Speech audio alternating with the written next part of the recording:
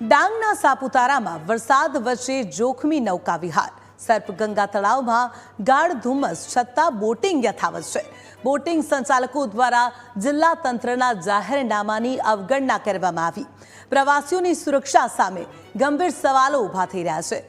દુર્ઘટનાનો ભય પણ રહેલો છે તો ગતરોજ પ્રવાસી તળાવમાં કૂદી પડ્યાની ઘટના પણ સામે આવી હતી।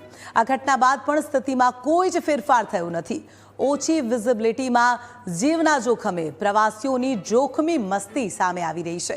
શું તંત્ર કોઈ મોટી દુર્ઘટનાની રાહમાં છે કે કેમ તે એક મોટો સવાલ છે।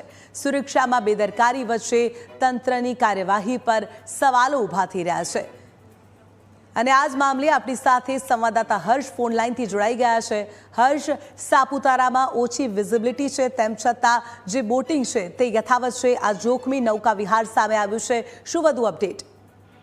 જી ચોક્કસથી જો વાત કરવામાં આવે તો ગઈ રાત્રે ધોધમાર વરસાદ વરસ્યો હતો ત્યારે સમગ્ર સાપુતારામાં ધુમ્મસભર્યું વાતાવરણ જોવા મળી રહ્યું હતું। ત્યારે જો વાત કરવામાં આવે તો સાપુતારા જે સર્પગંગા તળાવ છે જ્યાં જોખમી રીતે બોટિંગ કરવામાં આવી રહી છે અને 2 દિવસ અગાઉ પહેલા પણ જે વિડીયો વાયરલ થયો હતો કે જે બોટિંગમાંથી જે મહારાષ્ટ્રી જે પરિવાર આવ્યો હતો એ બોટિંગમાંથી નીચે નાહવા માટે કૂદી પડ્યો હતો। ત્યારે સમગ્ર મામલો જે પોલીસ સ્ટેશનમાં પહોંચ્યો હતો।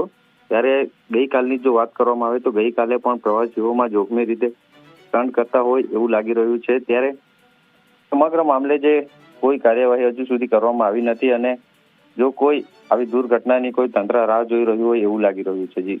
જી, માહિતી સાથે જોડાવા બદલ આપનો આભાર।